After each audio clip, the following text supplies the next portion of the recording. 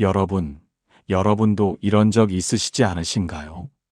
자식에게 무언가 부탁하려다 말문이 막히거나 이미 부탁을 한 뒤에 괜히 마음이 불편해졌던 경험 말입니다.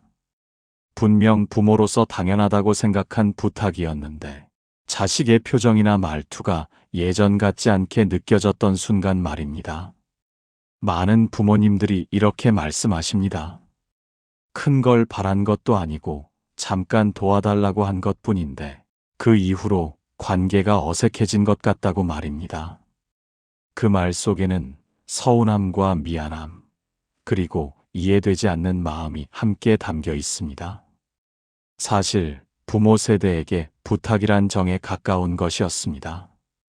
가족이라면 서로 돕는 게 당연했고 말하지 않아도 알아서 챙기는 것이 자연스러운 시절을 살아오셨기 때문입니다.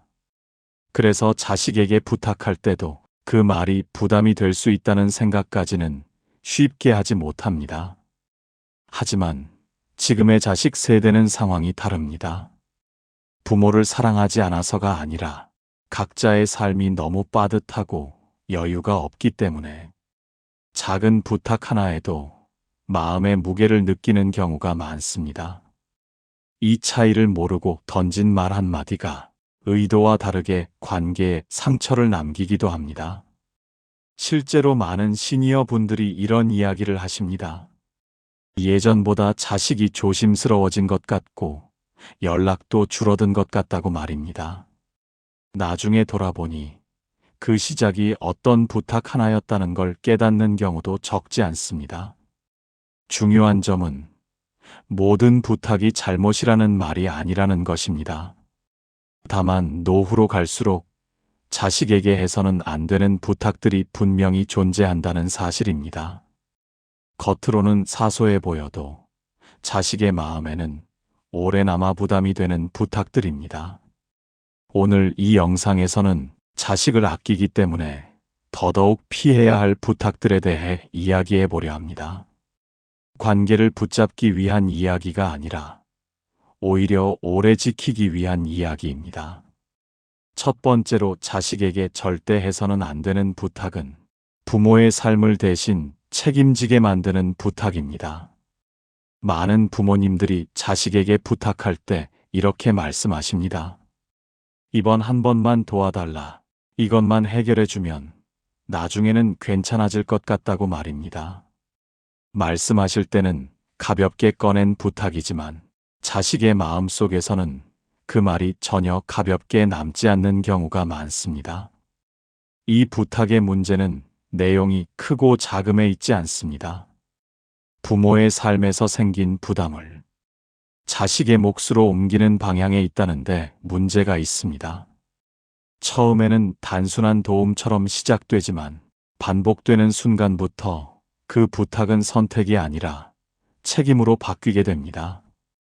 한 어르신의 이야기를 들어보겠습니다.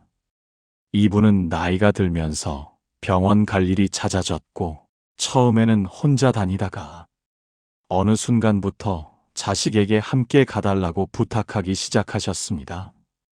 처음에는 일정이 맞을 때만 와주면 된다고 말씀하셨고 자식도 흔쾌히 응했습니다. 하지만 어느 순간부터 병원 일정이 생기면 자연스럽게 자식의 시간을 기준으로 생각하게 되었고 자식 역시 당연히 가야 하는 일처럼 받아들이게 되었습니다.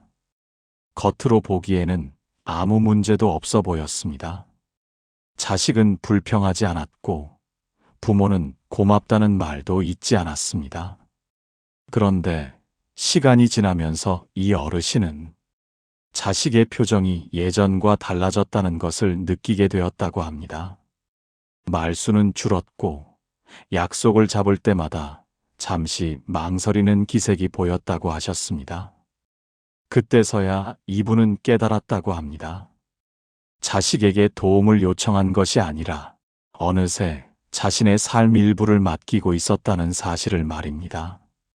이 깨달음이 오고 나서야 마음이 편해지기는커녕 오히려 더 무거워졌다고 하셨습니다.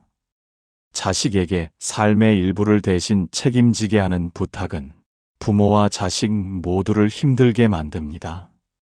부모는 점점 의존하게 되고 자식은 점점 벗어나기 어려운 역할을 떠안게 됩니다. 이 과정에서 서로를 향한 원망보다는 말하지 못하는 부담과 죄책감이 쌓이게 됩니다. 특히 노후로 갈수록 이 부탁은 더 위험해집니다. 부모 스스로 할 수 있는 영역이 줄어드는 속도보다 자식에게 맡기는 속도가 더 빨라지기 때문입니다. 그러면 부모의 생활 능력은 더 빨리 줄어들고 자식에게 부탁해야 할 일은 더 늘어나는 악순환이 시작됩니다. 많은 자식들이 겉으로는 괜찮다고 말합니다. 부모를 도와드리는 게 당연하다고 말하고 힘들다는 내색을 하지 않습니다. 하지만 마음속에서는 언제까지 이 역할을 감당해야 할지에 대한 불안이 점점 커집니다. 이 불안은 시간이 지날수록 관계를 지치게 만들고 결국 거리감으로 나타나게 됩니다. 부모가 자식에게 절대 해서는 안 되는 첫 번째 부탁의 본질은 바로 이것입니다. 도움이라는 이름으로 자식에게 부모 인생의 일부를 책임지게 만드는 것입니다. 이 부탁은 사랑에서 나왔을지라도 자식에게는 부담으로 남을 가능성이 매우 큽니다. 노후에도 자식과 관계가 안정적인 부모님들을 보면 공통점이 있습니다. 도움은 받되 결정과 책임은 끝까지 본인이 지고 있다는 점입니다. 이 태도가 자식에게 가장 큰 안심을 주고 관계를 오래 유지하게 만듭니다. 자식에게 부탁하기 전에 이 질문을 한 번만 스스로에게 던져보셔야 합니다.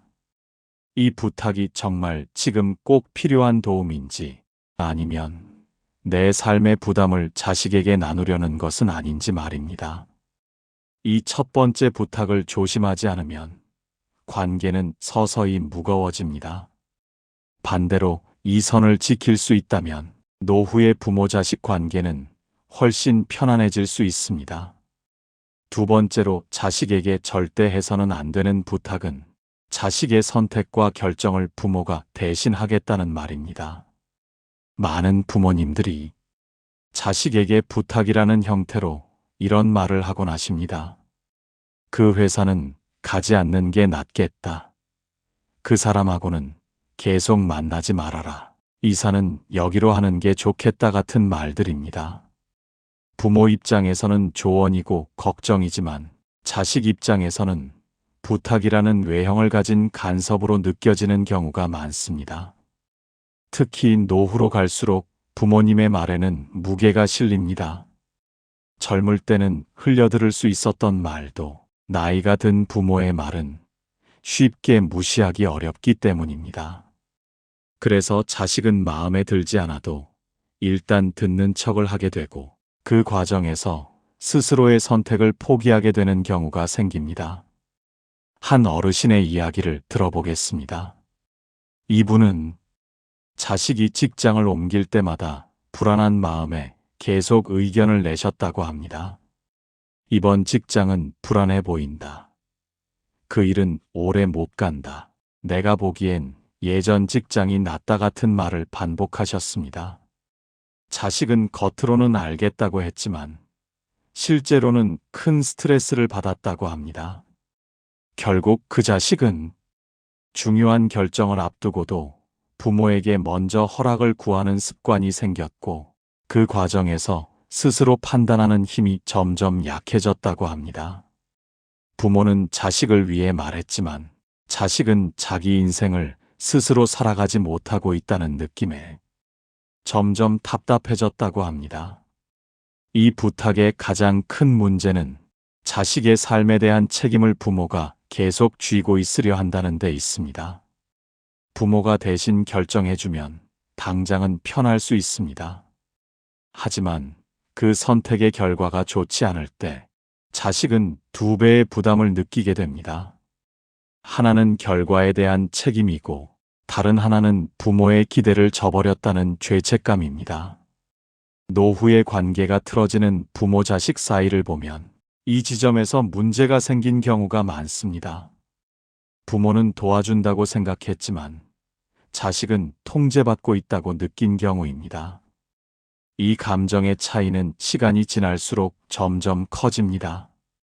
자식은 부모의 눈치를 보게 되고 부모는 자식이 자기 말을 따르지 않는 것 같아 서운해집니다. 그러다 어느 순간부터 자식은 중요한 이야기를 아예 꺼내지 않게 되고 부모는 왜 나를 멀리하는지 이해하지 못하게 됩니다.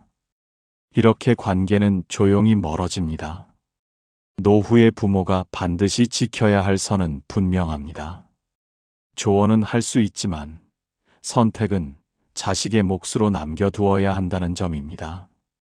부탁이라는 이름으로 자식의 결정을 대신하려 들면 관계는 보호가 아니라 압박이 됩니다. 자식은 이미 성인이며 자기 인생의 책임을 질 준비가 된 사람입니다. 그 사실을 인정해주는 것이 부모가 노후에 할 수 있는 가장 큰 존중입니다. 부모가 한 발 물러날수록 자식은 오히려 더 자주 다가오게 됩니다. 두 번째 부탁은 겉으로 보기에는 사랑과 걱정에서 비롯된 말이지만 자식에게는 자유를 빼앗는 말로 남을 수 있습니다. 이 선을 넘지 않을 때 부모 자식 관계는 훨씬 숨 쉴 공간을 갖게 됩니다. 세 번째로 자식에게 절대 해서는 안 되는 부탁은 부모 자신의 외로움과 불안을 자식이 대신 채워달라는 부탁입니다. 이 부탁은 앞에 두 가지보다 훨씬 조용하게 시작되지만 관계를 가장 깊게 흔들 수 있는 부탁입니다. 겉으로는 사랑처럼 보이고 정처럼 들리지만 자식의 마음에는 오래 남는 무게가 되기 쉽기 때문입니다. 많은 부모님들이 이렇게 말씀하십니다.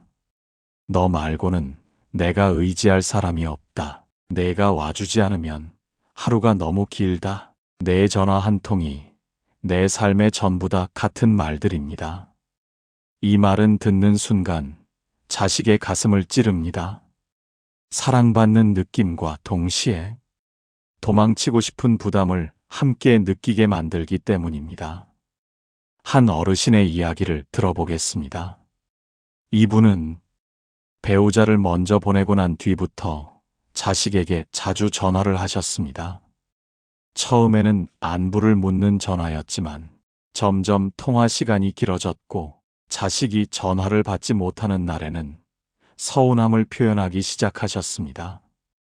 자식은 부모를 외롭게 두는 것 같아 미안했지만 한편으로는 전화벨이 울릴 때마다 마음이 무거워졌다고 합니다. 이 부탁의 가장 큰 문제는 부모의 감정을 자식이 책임져야 하는 구조를 만든다는 점입니다.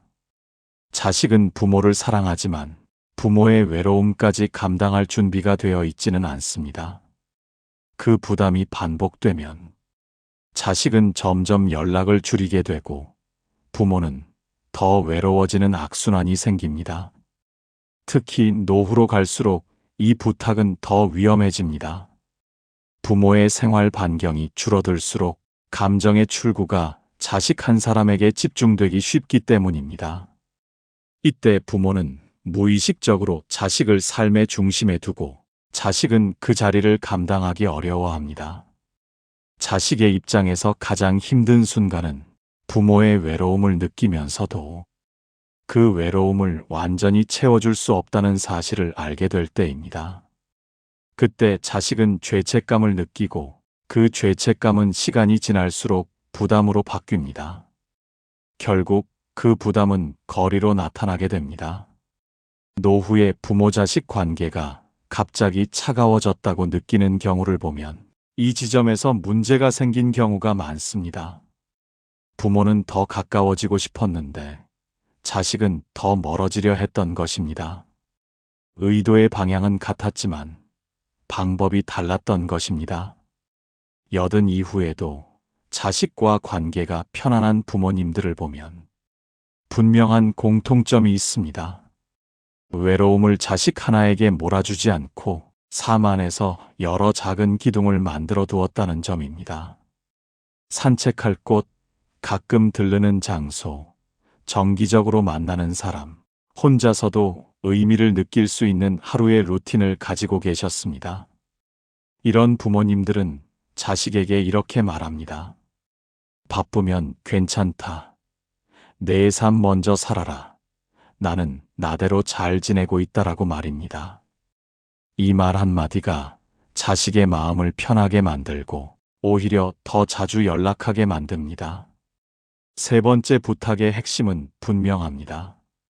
부모의 외로움은 자식이 해결해 줄 문제가 아니라는 사실입니다. 자식은 삶을 함께 나누는 존재이지 감정을 대신 책임지는 존재가 아닙니다. 이 선을 넘는 순간 사랑은 의무로 변하고 정은 부담으로 바뀝니다. 반대로 이 선을 지킬 수 있다면 관계는 훨씬 오래 그리고 따뜻하게 유지됩니다.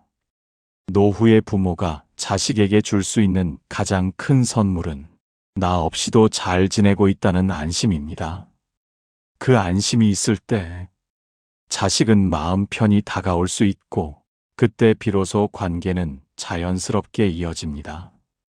이 세 번째 부탁은 겉으로는 가장 따뜻해 보이지만 실제로는 가장 조심해야 할 부탁입니다.